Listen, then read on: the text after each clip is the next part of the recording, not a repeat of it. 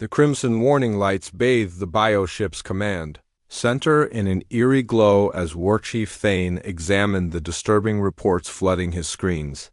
3 hunting parties had gone silent near the third planet of a yellow star system, and the silence stretched longer with each passing hour. The massive Ravak leader's claws tapped against the organic console as he processed information that defied everything he knew about the hunt. Thane had led the Ravak hunting fleets for over 3 centuries, conquering worlds across 17 star systems. His species stood 8 feet tall with razor-sharp natural weapons and reflexes that could track a plasma bolt in flight. They were evolution's perfect predators, genetically enhanced through millennia of selective breeding and combat trials. No prey species had ever posed a meaningful threat to a fully equipped Ravak hunting party, let alone made 3 of them vanish without sending a single distress signal. Warchief, the biosensors indicate this world harbors only primitive life forms, reported Captain Dex from his position at the tactical station. The younger Ravak's confidence radiated through his posture as he gestured toward the readouts, showing electromagnetic signatures from the blue-green planet below. Chemical propulsion, nuclear fission, basic radio communications. Their most advanced weapons appear to be kinetic projectiles and explosive devices, nothing that could threaten our hunters. The data supported Dex's assessment completely. Earth's inhabitants had not yet achieved faster-than-light travel, possessed no energy weapons, and showed no signs of advanced defensive technologies. Their population was scattered across multiple continents with no unified command structure. By every metric the Ravak used to evaluate prey species, these humans should have been eliminated within days of first contact, yet the silence from the missing hunting parties told a different story entirely. Thane's enhanced senses detected something his subordinates had missed, a subtle wrongness in the situation that triggered instincts honed by centuries of predatory experience. The missing hunters had been some of his most experienced teams, veterans of dozens of successful planetary conquests who knew every trick prey species might attempt. "Prepare my personal strike force," Thane commanded, his voice carrying the authority that had never been questioned in 300 years of leadership. 50 elite hunters, full bio-enhancement protocols, and emergency beacon transmitters for each squad member. We investigate this anomaly personally. The war chief's decision sent ripples of surprise through the command center. Ravak doctrine called for overwhelming force against primitive species, not personal intervention by fleet commanders. But something about this silent blue world demanded his direct attention, even if he couldn't yet identify what that something might be. As the bioship adjusted course toward Earth's gravity well, Thane reviewed everything known about the planet's dominant species. Humans appeared to be social mammals with limited physical capabilities compared to most sentient prey. They had no natural weapons, relatively slow reflexes, and fragile bodies that required artificial protection from their own planet's environment. Their technology was crude by galactic standards, and their political structure was fragmented into competing nation-states that seemed to spend more energy fighting each other than advancing their civilization, the tactical computers projected. A conquest timeline of 72 hours maximum once the hunting parties made planetfall. Standard Ravak protocol would establish territorial markers, conduct biological surveys of the local ecosystem, then begin systematic elimination of the human population while preserving useful infrastructure and resources.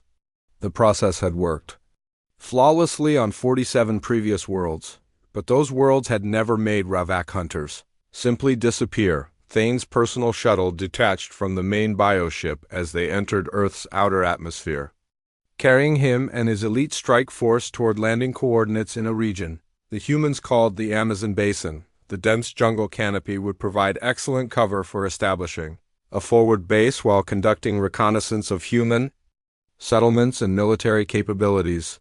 The shuttle's biosensors painted a detailed picture of the landing zone as they descended through the cloud layers.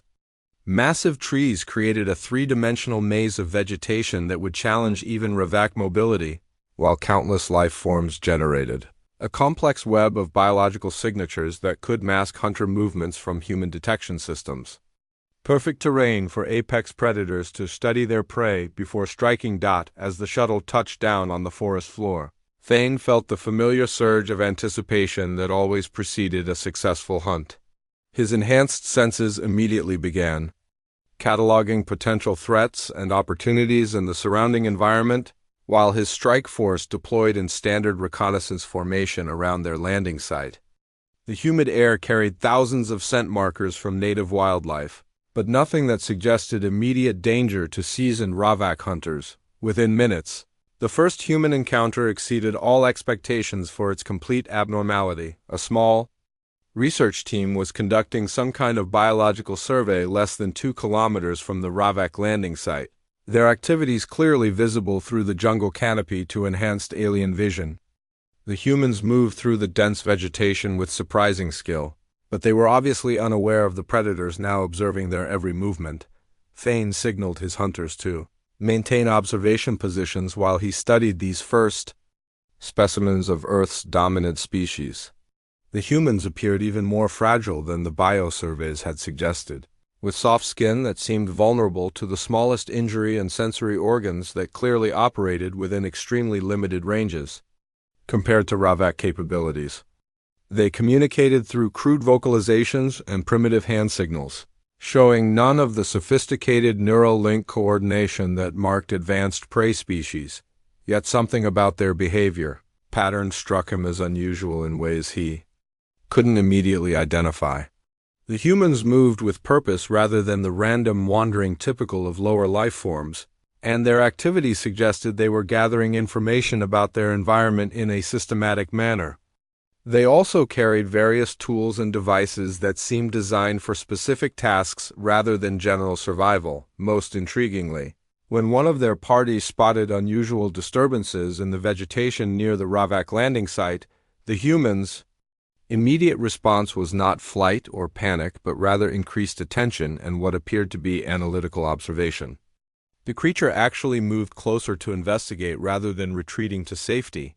Thane watched this unprecedented behavior with growing interest, as the human team leader began coordinating her companion's movements with calm efficiency that suggested experience with dangerous situations.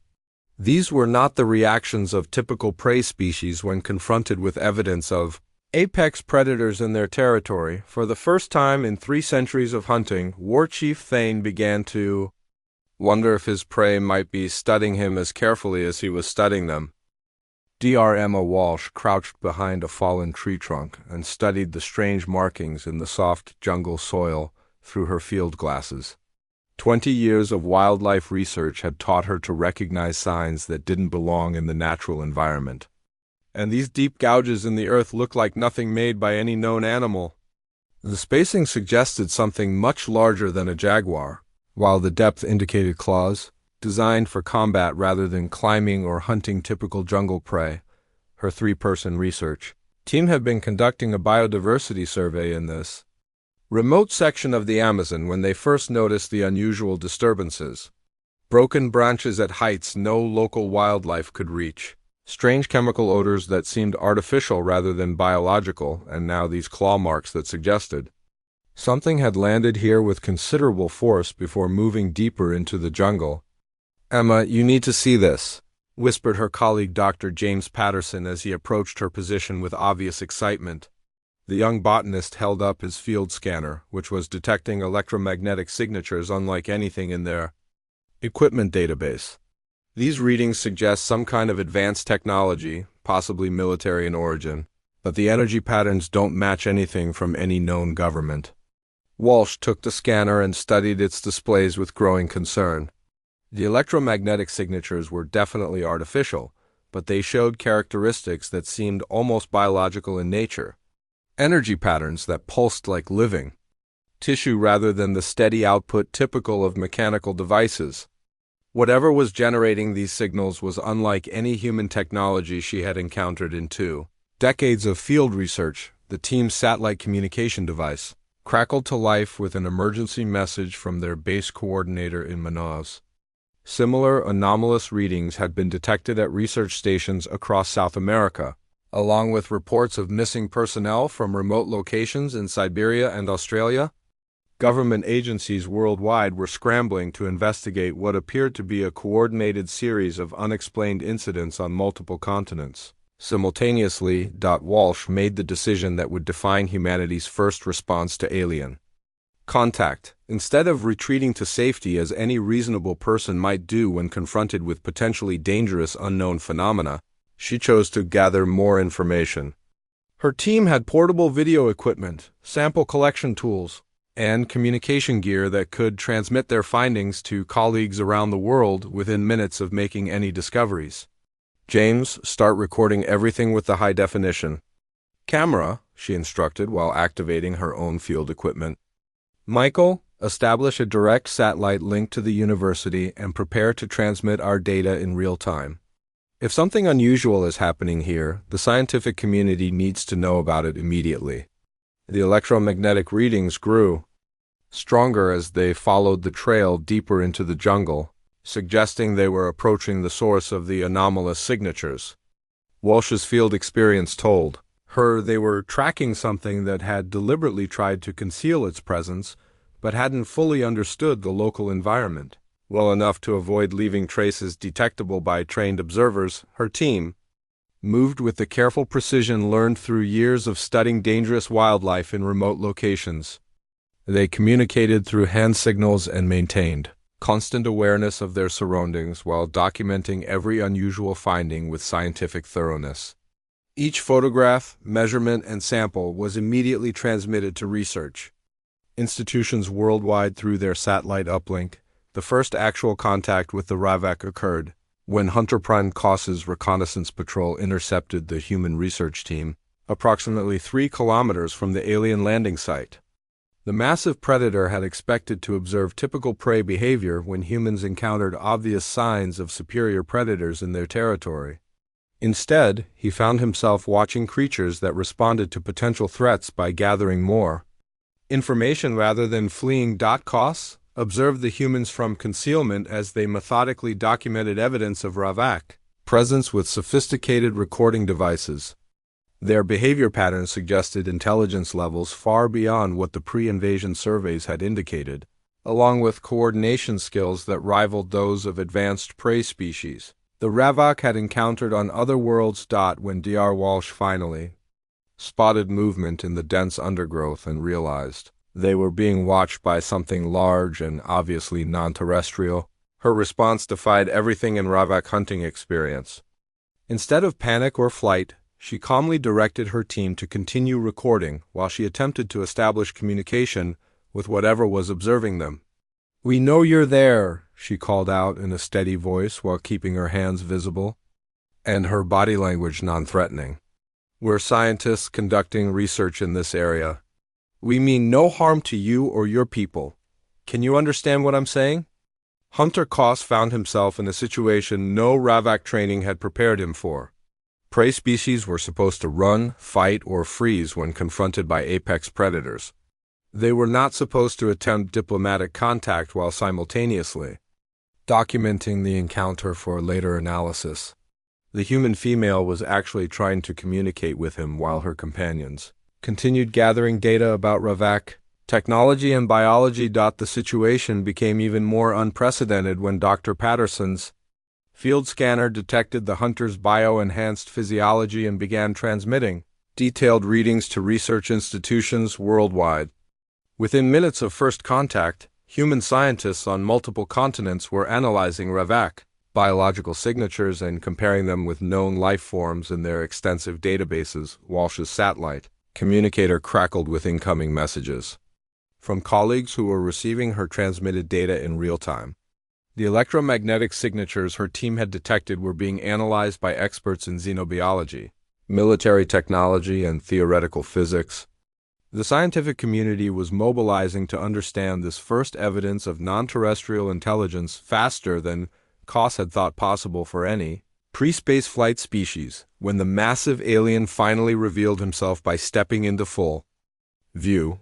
Walsh's response was to immediately begin asking questions while her team documented every detail of the encounter. She wanted to know where he came from, how he had traveled to Earth, what his intentions were, and whether more of his kind were present in the area. Hunter Koss realized he was facing a species that treated first contact with unknown aliens as a research opportunity rather than a threat to be eliminated or a danger to be escaped. The humans were studying him with the same systematic approach they had used to track his presence through the jungle, gathering information that would be shared with their entire species within hours, for the first time in his career as an elite. Ravik Hunter Koss found himself wondering whether his prey might be more dangerous than he had been trained to expect. General Maria Rodriguez stared at the satellite feeds streaming across the wall of screens in the emergency command center, buried deep beneath Colorado's Cheyenne Mountain. 3 weeks had passed since first contact with the alien hunters, and the tactical situation had evolved in ways that defied every military doctrine she had studied in 30 years of service. Instead of facing an overwhelming invasion that humanity could only hope to survive, she was coordinating a planetary defense. That was actually succeeding against technologically superior enemies. The breakthrough had come from an unlikely source. Dr. Tony Kim, a xenobiologist from UC Berkeley, had been studying tissue samples and technology fragments recovered from skirmishes with the alien hunters. His analysis revealed something that changed humanity's entire approach to the conflict. The aliens, despite their obvious physical and technological advantages, were operating under assumptions about warfare that made them predictable in ways they clearly didn't understand. The enemy psychology is their greatest weakness, Dr. Kim explained to the assembled military and scientific leaders during their morning briefing. These creatures have evolved as apex predators for so long that they cannot conceive of prey that fights back effectively. Their tactics are based on intimidation, individual superiority, and pack coordination that works perfectly against species that accept their role as victims. The aliens had made a fundamental error in their assessment of human capabilities. They had assumed that a species without faster-than-light travel or energy weapons would be incapable of meaningful resistance against superior predators. What they had failed to understand was that humans had spent their entire evolutionary history as persistence hunters who specialized in defeating prey that was faster, stronger, and better armed than they were. Colonel David Rivera, leading the Joint Task Force coordinating global defense efforts, highlighted the key tactical advantages humanity had discovered during 3 weeks of continuous combat. Human forces could coordinate across continents using communication networks the aliens couldn't effectively disrupt. Every engagement provided data that was immediately shared with military units worldwide, allowing rapid adaptation of tactics and strategy in real time. Most importantly, humans had proven capable of something the aliens had never encountered in their centuries of conquest. Instead of fighting as individuals or even as organized units, humanity was responding to the invasion as a single unified organism. Scientists were sharing research instantly across national boundaries. Military forces were coordinating operations without regard for traditional territorial concerns, and civilian populations were contributing to intelligence gathering and resource allocation on a scale the aliens couldn't comprehend. The turning point had come during the Battle of the Amazon Basin, when human forces first demonstrated their ability to turn the aliens' strengths against them. The enemy hunters relied on enhanced senses that could track movement and heat signatures across vast distances. But Dr. Kim's team had developed countermeasures that overloaded those same enhanced senses with coordinated sensory bombardment. The aliens' pack hunting instincts made them vulnerable to tactical deception that separated individual hunters from their support groups. Their biological weapons were impressive but required close contact to be effective, while human weapons were specifically designed to engage threats at maximum possible range, using coordinated fire from multiple positions. During one particularly significant engagement near the alien landing site, a joint force of Brazilian Special Forces, American Delta Team operators, and local indigenous guides had successfully captured a living alien hunter. The operation required coordination between groups that had never worked together before, using tactics developed specifically for this unprecedented situation based on behavioral analysis of alien combat patterns. The captured alien, designated Hunter Vex by the research team, had provided intelligence that revealed the true scope of humanity's advantage. The alien species had conquered dozens of worlds using identical tactics refined over centuries of successful predation. They had never faced a species capable of rapid tactical adaptation, planetary-scale coordination, or the kind of innovative problem-solving that humans considered routine under careful interrogation. Hunter Vex revealed that his people were facing something completely outside their experience. Human military units were learning from every encounter and sharing that knowledge instantly with forces around the globe. Tactics that worked against alien hunters in the Amazon were being employed successfully in Siberian tundra and Australian desert within hours of first use. Even more disturbing to the alien hierarchy, humans were not simply defending their territory. They had gone on the offensive, actively hunting the hunters with a systematic approach that treated the aliens as a problem to be solved rather than an insurmountable threat to be endured. Human teams were tracking alien patrol routes, predicting their movements, and setting ambush with success rates that improved with each engagement. War Chief Thane found himself managing a strategic situation unlike anything in Ravak history. His hunters were reporting that humans seemed to appear from nowhere, strike with devastating effectiveness, then vanish before reinforcements could respond. The prey species was using their own planet's terrain and ecosystem as weapons, turning every natural feature into a potential ambush site or escape route. The most unnerving development was the humans' apparent ability to anticipate Ravak tactics before they were implemented. Hunter patrols were walking into ambush, positioned exactly where tactical doctrine said they couldn't be attacked. Supply lines were being interdicted at points that should have been impossible for primitive species to identify. Communication networks were being disrupted by interference that suggested the humans had learned to decode Ravak biosignals in real time. Dr. Kim's research team had indeed cracked the alien communication protocols, but their success came from an approach no previous prey species had attempted. Instead of trying to develop technology equivalent to the aliens' biosystems, humans had analyzed the underlying patterns and developed countermeasures using their own technological paradigms. They were fighting the invasion using alien capabilities against alien weaknesses rather than competing on alien terms. As the fourth week of conflict began, General Rodriguez received a report that would have been impossible to imagine when the crisis started. Human forces had successfully surrounded the primary alien stronghold in the Amazon and were preparing to demand surrender terms from enemies who had conquered 47 worlds without ever experiencing defeat. The hunters had become the hunted, and they were learning that humans approached warfare the same way they approached every other challenge that seemed impossible to overcome. They gathered information, adapted their methods, coordinated their efforts, and kept trying new solutions, until they found approaches that worked better than the old ones.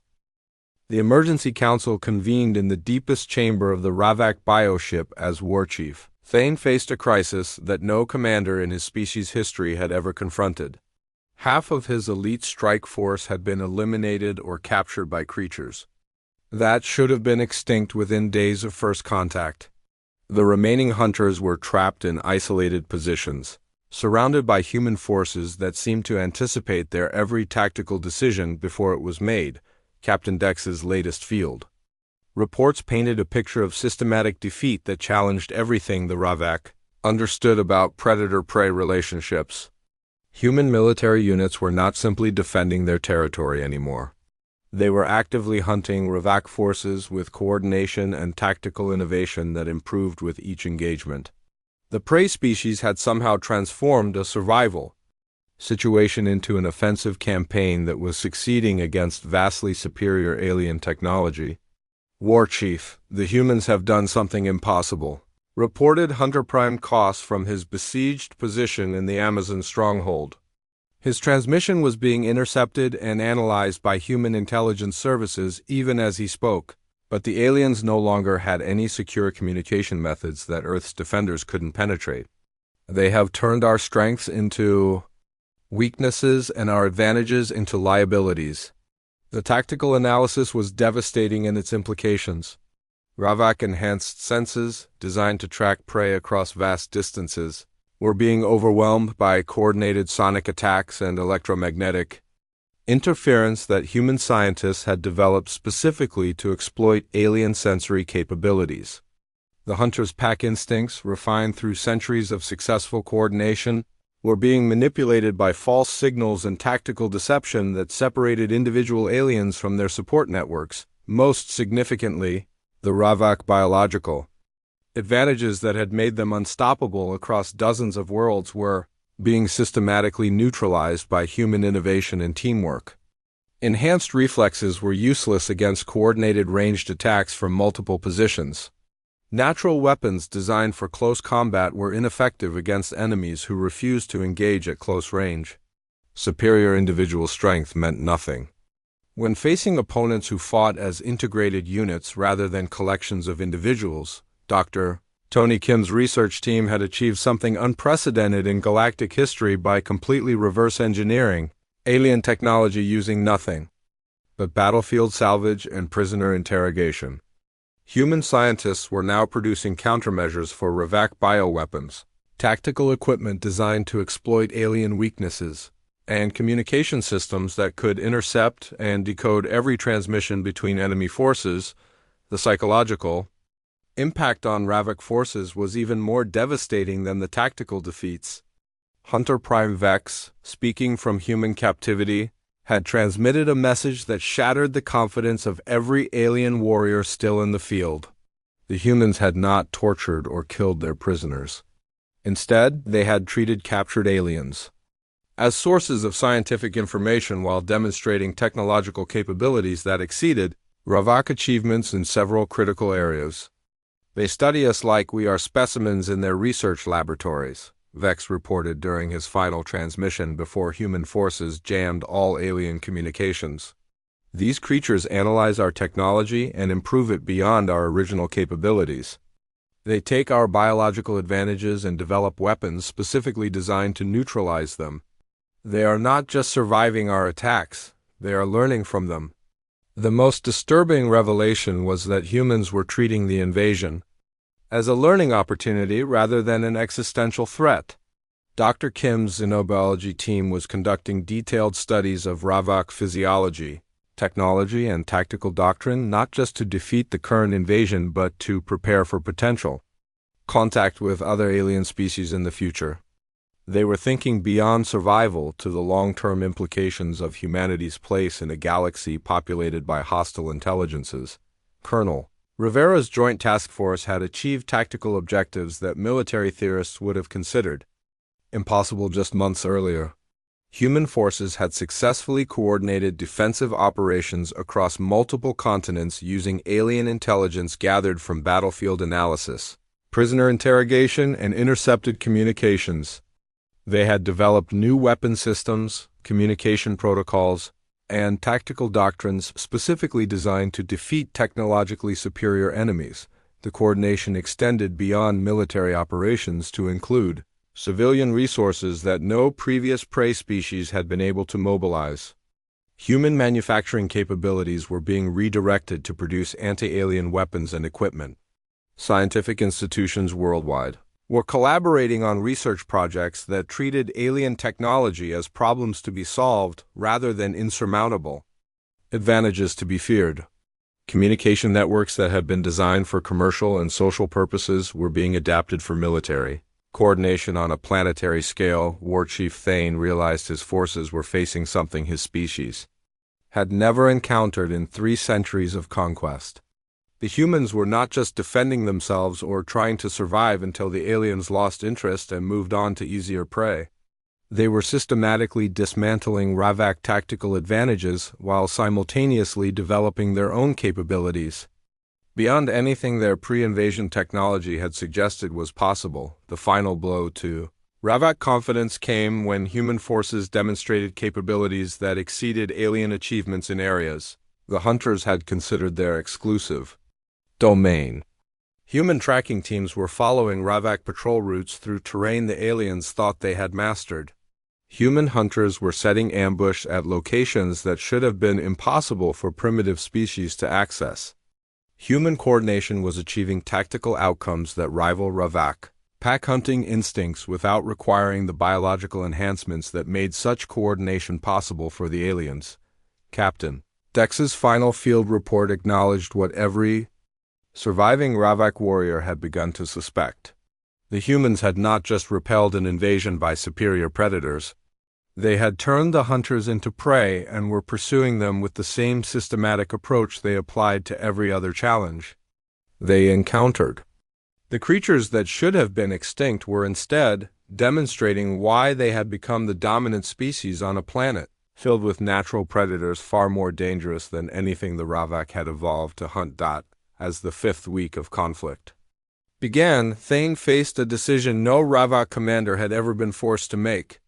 His hunters were beaten, his technology was compromised, and his enemies were demonstrating capabilities that suggested they might be capable of fleeing aliens beyond Earth's atmosphere. For the first time in his species' history, a Ravak war leader was preparing to offer surrender terms to creatures they had intended to hunt to extinction. The meeting room in Geneva had been hastily modified to accommodate both human and alien physiology, with reinforced furniture designed to support Ravak weight and environmental controls adjusted for the visitors' atmospheric requirements. War Chief Thane sat across from General Rodriguez, Dr. Walsh, and 6 other human representatives who had just accomplished something unprecedented in galactic history. They had defeated the universe's most successful predator species using nothing but coordination, innovation, and sheer determination to treat impossible challenges as problems waiting to be solved. Thane's request for formal, first contact negotiations had surprised every human leader who received it. The massive alien commander who had arrived with 50 elite hunters to eliminate Earth's population was now seeking terms that would allow his surviving forces to retreat with their lives. His bioship remained in Earth orbit, surrounded by improvised human spacecraft that shouldn't have been capable of spaceflight but had been rapidly developed using salvaged alien technology and innovative engineering approaches. Dr. Kim's xenobiology team had achieved breakthroughs that exceeded anything Thane had thought possible for a pre-spaceflight species. Human scientists had not only reverse-engineered Ravak biotechnology, but had improved it in ways that demonstrated understanding of principles his own people had never fully grasped. The medical equipment monitoring his vital signs during the negotiations was based on Ravak biosensors but incorporated human innovations that made it more effective than the original alien technology.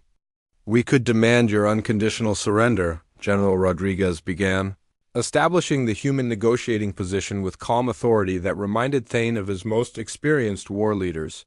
"Your forces are defeated, your technology has been compromised, and our capabilities now exceed yours in several critical areas. But that's not what we want from this situation." The human proposal defied everything Thane understood about victor-victim relationships. Instead of demanding tribute, territory, or technology from the defeated aliens, the humans were offering partnership. Dr. Walsh explained that humanity's analysis of Ravak biology and achievements had revealed opportunities for mutually beneficial collaboration that could advance both species far beyond what either could achieve independently. The scientific exchange would begin immediately, with human researchers sharing their approaches to rapid technological adaptation and innovation while Ravak biotechnicians provided access to advanced knowledge accumulated across centuries of spaceflight and planetary exploration.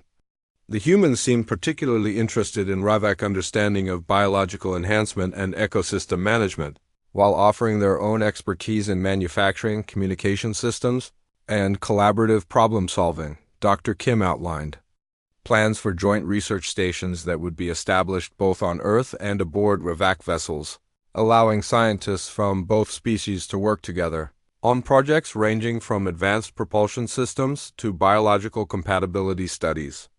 The humans proposed sharing their rapid adaptation, methodologies with Ravak researchers while learning alien techniques for long-term sustainability and biological optimization. What impressed Thane most was the humans' long-term thinking about galactic relationships. They were not simply focused on recovering from the recent invasion or even on preventing future conflicts with his people. They were planning for humanity's eventual expansion into space and the inevitable encounters with other alien species that such expansion would entail. They wanted Ravak knowledge and experience to help prepare for challenges they hadn't yet imagined. The military cooperation agreements were equally unprecedented. Human forces would provide training in adaptive tactics and rapid innovation techniques to Ravak hunters, while alien warriors would share their experience with space combat and multi-environment operations. The goal was not to create a unified military force, but rather to ensure both species could defend themselves against threats neither had yet encountered. Colonel Rivera presented intelligence that had disturbed human military analysts since the early days of the conflict. Ravak databases contained references to other predator species operating in distant sectors of the galaxy, some of which possessed capabilities that exceeded even Ravak achievements. The humans were already thinking about how to defend against enemies they might encounter decades or centuries in the future, and they wanted alien expertise to help them prepare for such possibilities. The economic partnerships proposed by the human negotiating team offered benefits that extended far beyond simple resource sharing. Human manufacturing capabilities could be adapted to produce Ravak biotechnology on an industrial scale, while alien knowledge of planetary resource management could help Earth optimize its ecosystem for long-term sustainability. The humans were thinking about challenges their species would face across multiple generations rather than focusing solely on immediate advantages. Thane found himself agreeing to terms that would have been inconceivable just months earlier. The Ravak would establish permanent research facilities on Earth, while providing humans with access to their bioships and advanced technology. Joint exploration missions would be organized to investigate star systems that neither species could safely explore independently. Cultural exchange programs would allow members of both species to learn from each other's approaches to problem-solving and social organization. The most remarkable aspect of the negotiations was the humans' attitude toward their recent victory. They showed no interest in humiliating the defeated aliens or extracting revenge for the invasion attempt. Instead, they treated the conflict as a learning experience that had revealed capabilities and opportunities neither species had previously understood. They were already planning for a future in which the invasion would be remembered as the beginning of a productive partnership rather than as a military defeat. As the formal agreements were signed using both human technology and Ravak biomarkers, Thane realized he was witnessing something that would reshape galactic civilization. The humans had demonstrated that superior technology and biological advantages were not sufficient for conquest when facing a species that refused to accept defeat as inevitable. They had shown that coordination, innovation, and determination to solve impossible problems could overcome any obstacle. 6 months later, as the first joint human-Ravak research station achieved its initial breakthroughs in faster-than-light communication technology, Thane transmitted his final report to the Ravak High Council.